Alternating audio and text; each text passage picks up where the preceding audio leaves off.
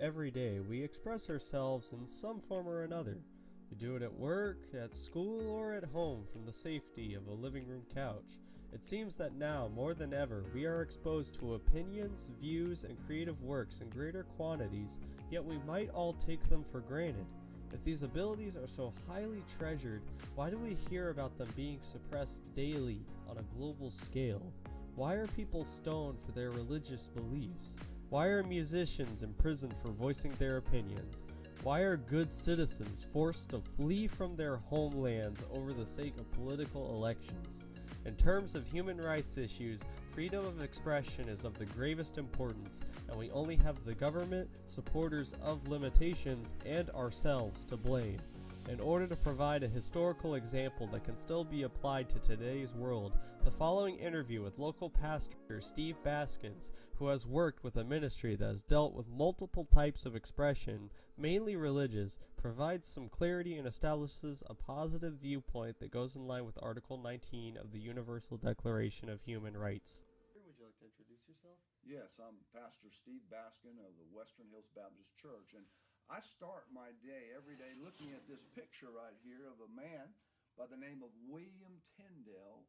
Over 500 years ago, he was burned at the stake for simply translating the Bible into the English language. His goal was for the common man to be able to read the Bible for themselves. This was his expression of liberty, and as a result, he was killed because the established church at that time said it was against the law. Now, that's really strange when you think about it. And so his last words that he said was, "Lord, open the King of England's eyes." Lord, open the King of England's eyes. So I chose years ago to start using the King James Bible, which was the Bible of George Washington, Abraham Lincoln, the Bible of early America. And the way that they thought, their sayings, the way that they operated their government was according to the King James Bible. And even our presidents in this day and time, some of them, when they take oath, they take it on that Bible. And so freedom expression, I go back to a guy that was killed because he simply wanted people to be able to read the Bible in English. I believe everybody has that right. I believe people should have the right to be an atheist and say, "I don't believe in God." I also believe people have the right to say, "I believe in God, and my belief system comes from a book." I hope that this has been helpful, and thank you for having me here. You're very welcome. As you can see, the government has often been the source of many ills in the world of free expression. Look at Eritrea, for example, an African country consistently rated as the worst country for journalism globally at rank 179 by Reporters Without Borders, which, for perspective, is worse than North Korea, where the only widely available source of news is a government-controlled outfit. Speaking of North Korea, its citizens are not allowed to view foreign material, leave the country without executive permission, or say anything mocking the Kim regime, lest they desire punishment in the nation's concentration camps.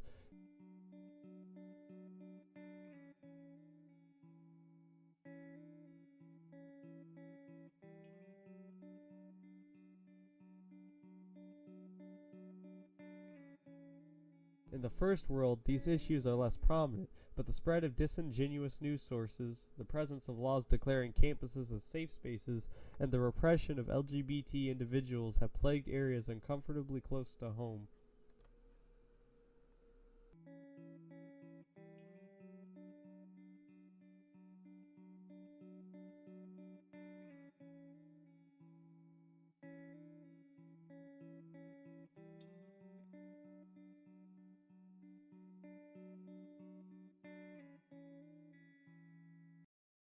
Our own sensitivity and swiftness to jump to harassment regarding other people's views may be a major player in the downfall of freely shared opinions.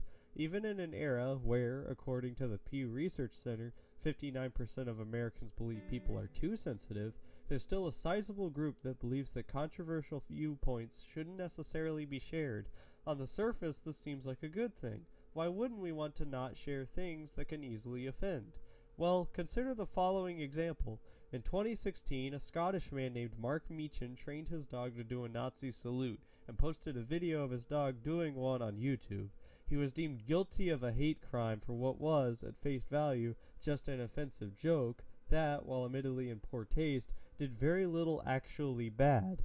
The sheriff that took offense was dismissive of this case in terms of free expression, claiming that the principle comes with limits.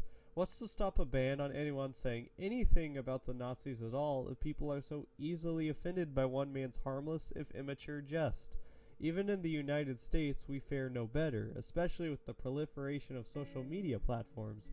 As Greg Lukianoff and Jonathan Haidt note in their book The Coddling of the American Mind, social media has channeled partisan passions into the creation of a call-out culture. Anyone can be publicly shamed for saying something well-intentioned that someone else interprets uncharitably. With this in mind, it's a frightening reality we face ahead, in which we face legal penalties and social ostracism for something that, in the grand scheme of things, is ultimately minor and does no exterior harm.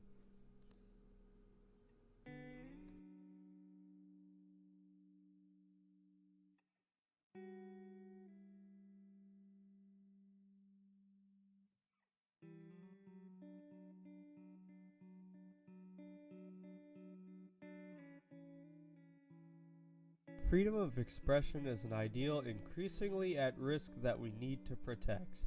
If we don't, then what will become of us as a people? What would a post-expression world even look like? The answer is a world deprived of progress. If we want to live freely and happily, free of harassment and berating for the simple act of being a human and expressing thoughts, no matter what they are, then we as a people benefit. A forum for all expression. That is what the world should be.